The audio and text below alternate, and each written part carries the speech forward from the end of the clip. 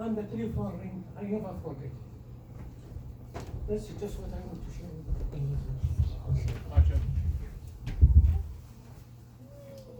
I'm sure if anybody, and most of us, subhanAllah, had the same situation. And it's the brother, and when he was saying the story, and he did not even submit a CV, and he came. Just wait. The trip that come back. Yeah. And that make me just 2 weeks.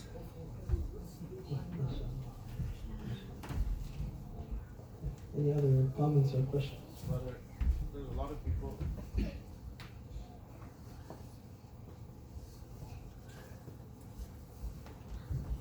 There's a lot of people that have been unemployed for months, almost approaching years now. Some of these brothers may have already, gone through some of these 11 steps that you talked about. Can you explain maybe if there's anything else that we can do personally? Obviously, staying steadfast and staying on those 11 points that you mentioned. But is there anything specific? So, like our brother was mentioning, there's a dua, or there's something that you can recite regularly, or an activity you can do regularly, praying tahajjud or whatever else. Any advice on that? And I'll speak about personal experience. Not only personal, the ayah was Surah Nuh. Is istighfar. Istighfar is magical. Istighfar is something, and on a personal level, whenever that I feel there is something going on, I have my own business, and when me and I know a couple of guys who have their own business, same field as the brother here, the engineer, and istighfar is, I cannot explain. I don't know. I say istighfar. Wallahi, to an extent, at one point, I'm pushing clients away.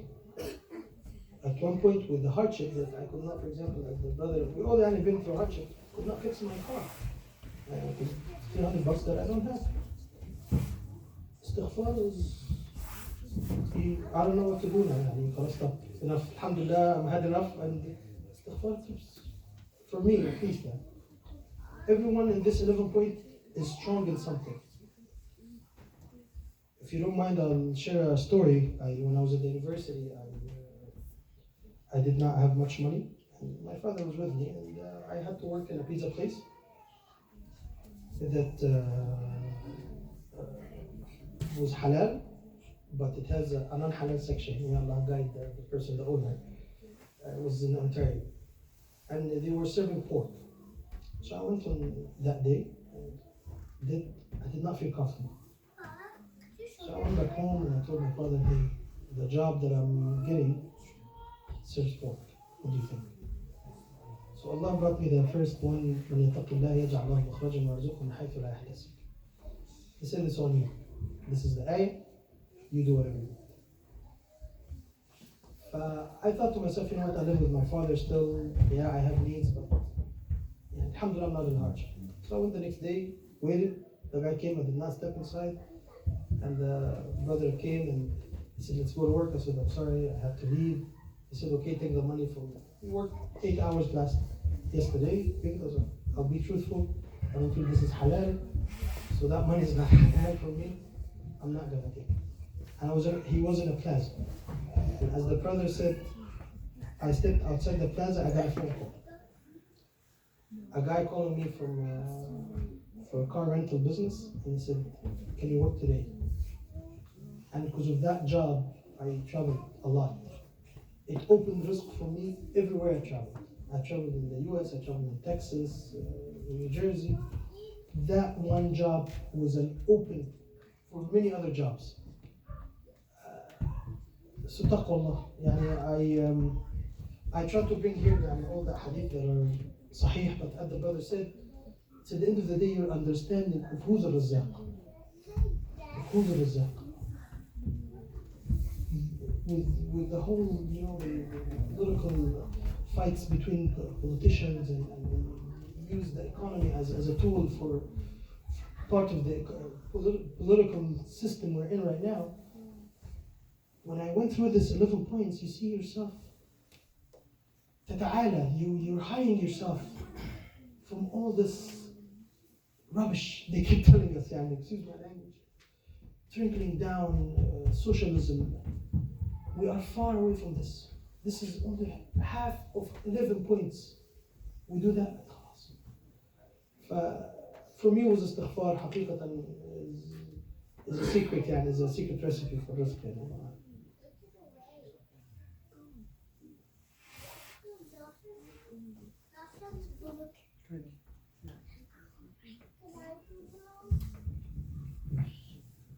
Well, one another point I just remember when I arrived to Canada, that's almost 20 years ago.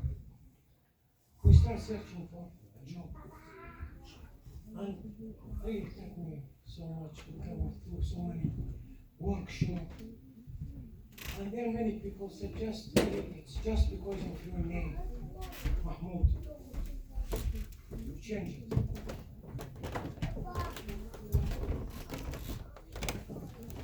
You know, many people here, given university, he's Egyptian. When I talked to him, his name is Mahmoud or Muhammad. So, it's just the belief, it's not the name, not the person, not anything. It's just Allah subhanahu wa ta'ala. He is the provider. Okay, so it's just, and it's not a matter of taste. Allah, istighfar. When you do istighfar, and you get fed up on, I am saying it all the time, and nothing happens. It's not a test. You just keep doing it. And Allah will for sure, in the deep belief, He will provide you. Inshallah.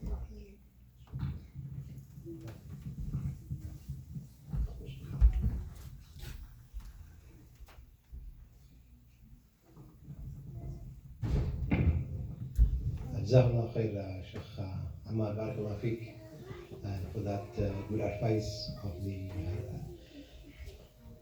Rizq, on Mafatih al-Rizq, the doors of Rizq. And as the Sheikh mentioned also, it's you may do all the steps, you may try all your best, all the steps or more, inshallah ta'ala. Maybe still maybe you're poor, because we know Sahaba Nabi Sallallahu Alaihi Wasallam, there's a group of Sahaba who was very poor at the time, and they called Ashab Sufa, people of Sufa. And how poor they were, they used to just live in the masjid. They had no houses, no place to go, and they were young and strong, and in Medina. And in Medina, like people like Abdurrahman ibn Auf, when he came, he just said, show me at the market. And he was doing business, and he was poor when he came to Medina with them, with many of those Sahaba, Ashab Sufa, and he was doing good, but he became one of the richest Muslims in Medina at the time. And at the same time, those Sahabis like Abu Huraira and others, they were, mashallah, doing ibadah we cannot believe it. At the same time, Allah subhanahu wa ta'ala, He is the one Hakim. He knows what's the best for us, what's good for you. Maybe some situations, a tough time, you don't have enough money, maybe that's good for you at the time. Because whatever Allah subhanahu wa ta'ala provided for you, as a Muslims, alhamdulillah, we believe that. Even though Allah subhanahu wa ta'ala said in the Quran, وَإِنَّهُ لِحِبِّ الْخَيْرِ لَشَدِيدٌ, as a human being, we all love wealth, no matter what level of your iman. If you're Sheikh, the Imam, the top, mashallah, faith, or you're an ordinary Muslim, Allah said in the Quran, as a human nature, we have that love. And that's the energy. That's what motivates us in this life. Otherwise, we all sit back and do nothing. But let's do the steps as well as the advice of the Sheikh and your expertise. And if nothing happened, حسن الظن بالله سبحانه وتعالى. Have that حسن الظن grateful thought of Allah subhanahu wa ta'ala, and Allah subhanahu wa ta'ala, of your efforts, your dua, your dhikr, all that amal salihah you have done, Allah will keep it for you maybe the day you need the most. It's the day of Qiyamah. Never give up and have sabr as one of the asbab al-rizq. Rizq doesn't mean you have money or everything. Rizq could be Allah subhanahu wa ta'ala give you a rizq in iman. Your faith can increase and you feel happiness that nobody else is feeling. The same way that Sahaba they were at the time of the Prophet sallallahu alaihi wasallam. Jazakumullahu khair. Barakallahu feekum, inshallah.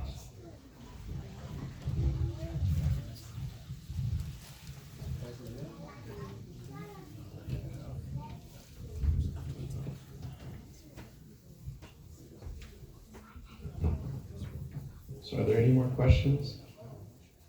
And from the sisters' side, if there's questions, there's cue cards also. You can maybe use a cue card, send it down, and we can inshallah answer the questions also.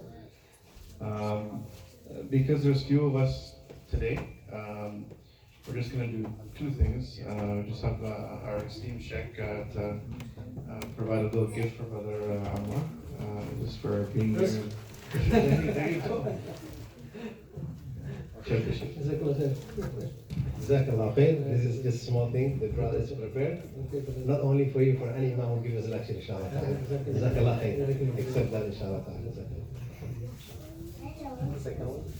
And the second announcement is the food, inshallah. So we'll have the sisters go first and help themselves to the food. But just be mindful, there's also brothers downstairs. Because we didn't split the food this time, just because of the volume, we have less people this time. So inshallah, help yourself, and then as soon as you're done, in about 10-15 minutes, inshallah, the brothers will come up. So if you can take the food for the kids and yourself, sisters upstairs. And then once you're done, inshallah, we'll come upstairs, inshallah. Jazakallah khair. Jazakallah Sheikh for all your advice, and this is part of our strong belief, right? So if we look at the system of wealth, it's for believers or non-believers. Allah is Rabbul Alameen, right? Allah provides rizq to everyone. Either they believe in the rizq or not, right? Allah gives to everyone, because we are Allah's Muslims, right? And part of your advice, the small advice to all my brothers and sisters is to excel in your profession as well. And don't look at only just one aspect of the job. Like if I'm an engineer, risk is not only to be an engineer, right? Risk is to be earn for your living, right? For yourself. You have, but my most, to me important is if it's halal, right? How I earn. Similar to you, I worked at a shop one day. I was graduate student at UFA, and I was working part-time with a security company. One day the girl called me and she said, Ali, are you able to do some hours? We are missing one employee, and if you can do it, I said, yeah. I went there, and it was a wine shop. It was a store with the superstore, right? I went there, and I have nothing to do wrong there. I was just a security guy, watching people, nobody steal the wine for that, right? But at the end of the day, I thought, oh, maybe this is not allowed to earn my living. And I just called her and I said, I'm sorry, I can't do this. So if you have something else, I'm available, but not for this one. That was my intent, right? But the most important is do your excel in your belief, do whatever you said, very important. And at the same time, look at your profession. If you want to be in your profession, go for it. When I came from back home to here, Canada, I started working at a grocery store. I was a professional engineer, and what job I got was a grocery store, and they gave me a shopping bag and a spoon, and they said, do the packing thing, right? That was my first experience in my life. I did that, but after 1 year, I looked back and said, how long I can do this? I started looking for the university education, and started looking at making resume and all kind of things, and I ended up saying, no, I can't live here. Either I have to leave or I have to go back to university and improve my education, come to the standard what Canada. And with the grace of Allah, I got admission, I got my master degree, and then I go back to my profession. And the job was a miracle. I applied thousands of resumes, but at the same time, I keep seeking the training and skills which was required by the market. That was very important as well, right? When they look at your resume, so they call me for the interview after a few months of my application, and guy would say, "Are you still interested?" I say, "Yeah, I am." They call me for the interview, and from that day I got that job, and that was a recession at the end of 2009. People were being laid off, and I got that job. So this is how Allah gave you the risk, right?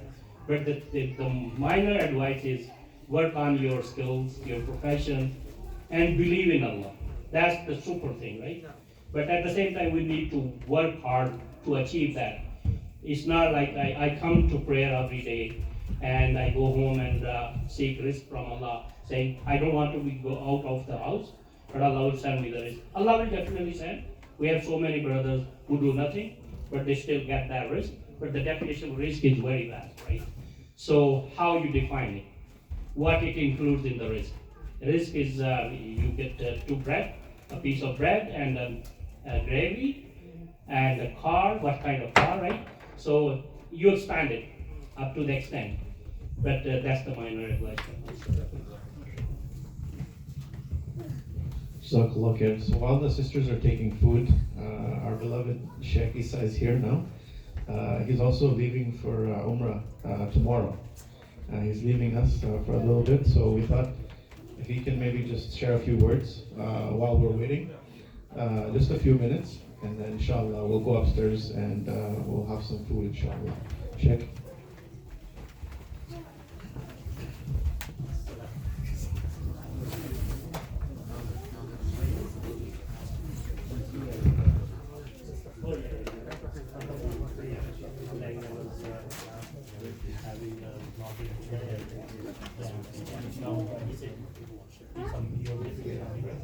بسم الله الرحمن الرحيم الحمد لله رب العالمين وبه نستعين على أمور الدنيا والدين وصلى الله وسلم وبارك على نبينا محمد وعلى آله وصحبه أجمعين. السلام عليكم ورحمة الله وبركاته.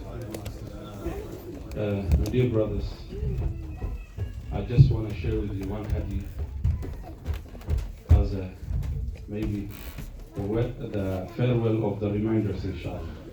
Inshallah. And we ask Allah subhanahu wa ta'ala to bring us back together, inshallah. Inshallah. This hadith is quite long, but as much as I can, inshallah, I will summarize it. This hadith is narrated by Irbad ibn Sariyah, one of the Sahaba of the Prophet sallallahu alayhi wa sallam.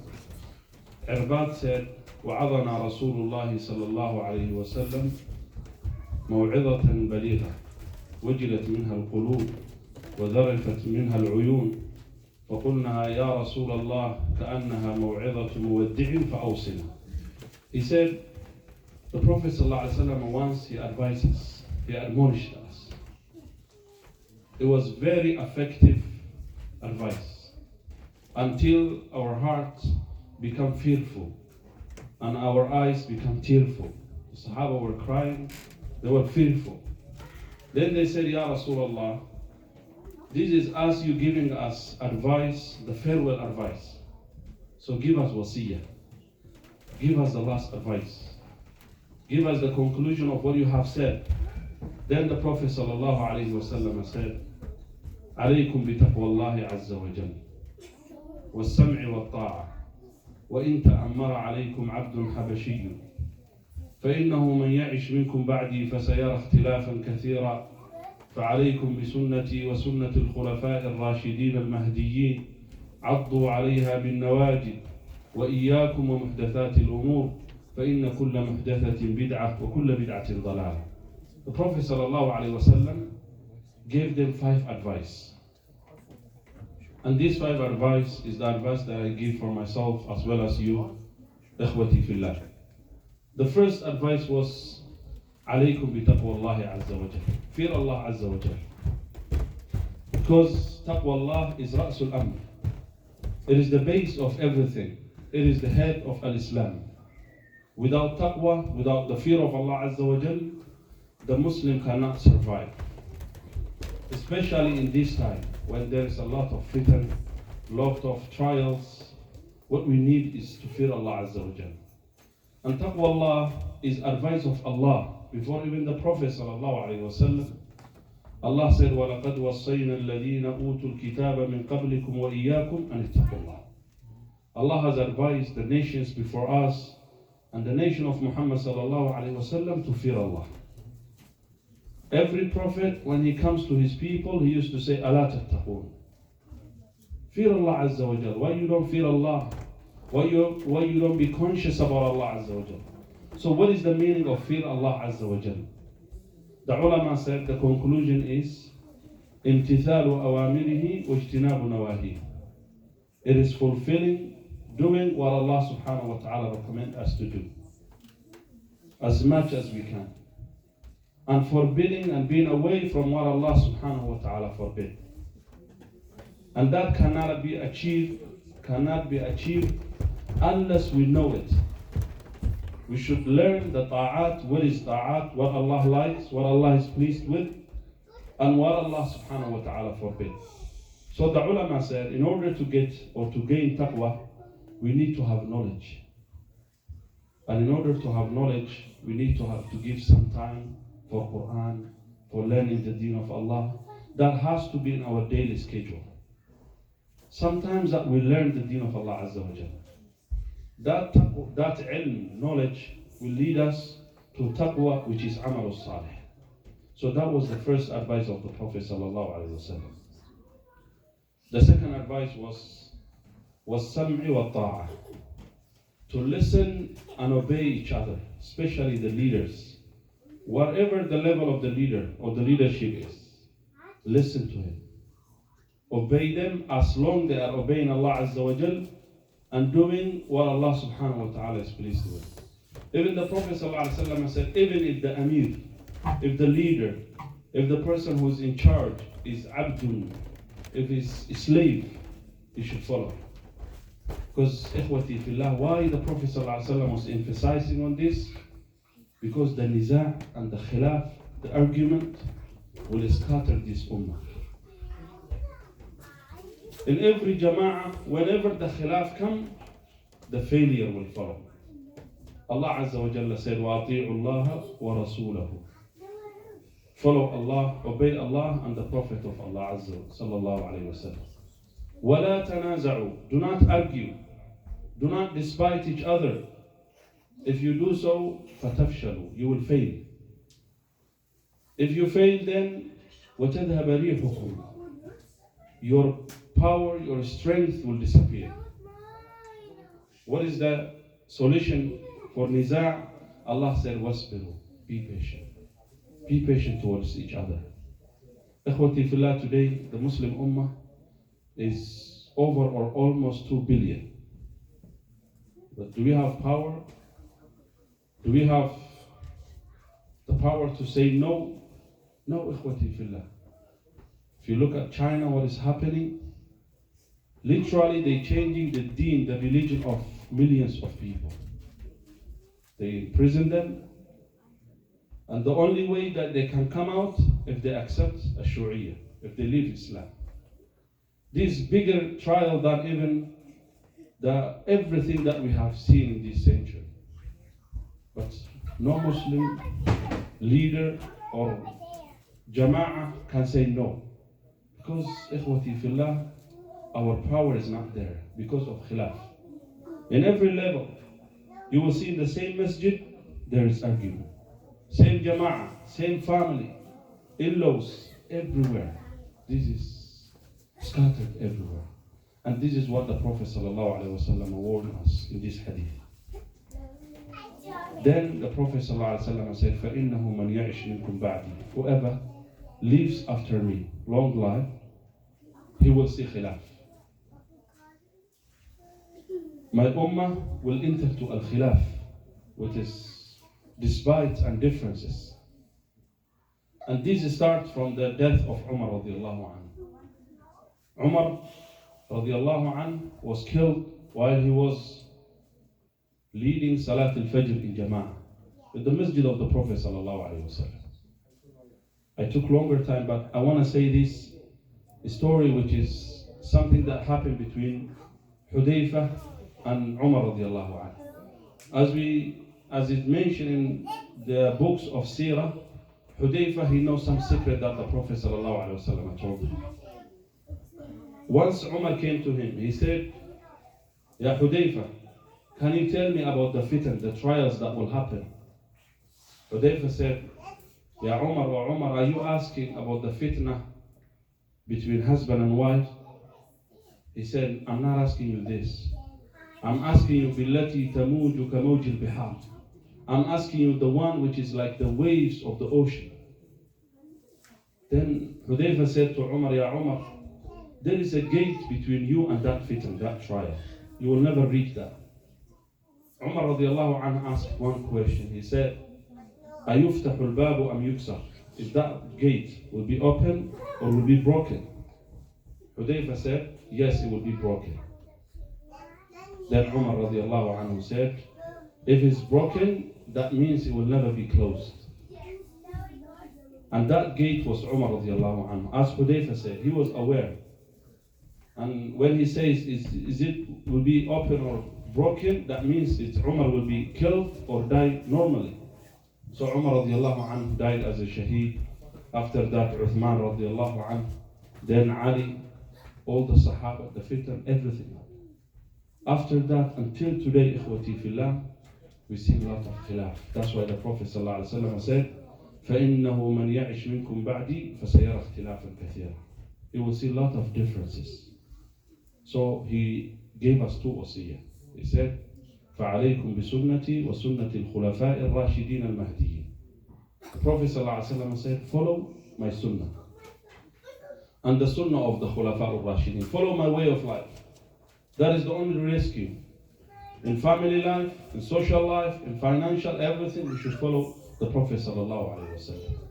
وَإِيَّاكُمْ وَمُحْدَثَاتِ الْأُمُورِ. The Prophet ﷺ said, I warn you from the newly invented matters in the deen. فَإِنَّ كُلَّ مُحْدَثَةٍ بِدْعَةٍ. As every innovation is bid'ah, and every bid'ah will guide to misguidance. So ikhwati fillah, my advice for myself as well as you is to fear Allah Azza wa Jal. And the second thing is to be concerned about our unity. Allah Azza wa Jalla said, وَاعْتَصِمُوا بِحَبْلِ اللَّهِ جَمِيعًا وَلَا تَفَرَّقُوا. Let's hold on to rope of Allah Azza wa Jalla. Unity is very important. And the only way that we can keep our unity is when we are patient towards each other. We are a small jama'ah here, mashallah. But I've been here from Ramadan, and I see, mashallah, wallahi, one of the people that I cannot forget. We are small in number, but there's a lot of barakah. Alhamdulillah, we ask Allah subhanahu wa ta'ala to bless the brothers that spend their time, their wealth, their intellect to this musalla, and we ask Allah subhanahu wa ta'ala to bless them and their family. Let us be one, inshallah ta'ala, and I will be away for 2 months, inshallah. But the jama'ah is here, mashallah, the mashayikh, Sheikh Abdul Rahman, is the sheikh who gave us a lot of time here to teach Quran. But maybe because we are so busy, few people are only benefiting from the sheikh. So I also advise, inshallah, to benefit from the sheikh and to learn from him. Sheikh Bashir is one of the mashayikh of Sahaba. Sheikh Farah, inshallah, a lot of mashayikhs are here. So let's keep this unity together, inshallah. Whenever we see something that makes us upset, let's be patient towards each other. وجزاكم الله خير. May Allah subhanahu wa ta'ala bless you all. اللهم اجعل جمعنا هذا جمعا مرحوما وتفرقنا من بعده تفرقا معصوما ولا تجعل فينا ولا معنا شقيا ولا محروما. اللهم اجمعنا كما جمعتنا في بيت من بيوتك في جناتك جنات النعيم. اللهم اجمعنا في جناتك جنات النعيم. اللهم اجمعنا في جناتك جنات النعيم. اللهم اغفر للمسلمين والمسلمات والمؤمنين والمؤمنات الأحياء منهم والأموات.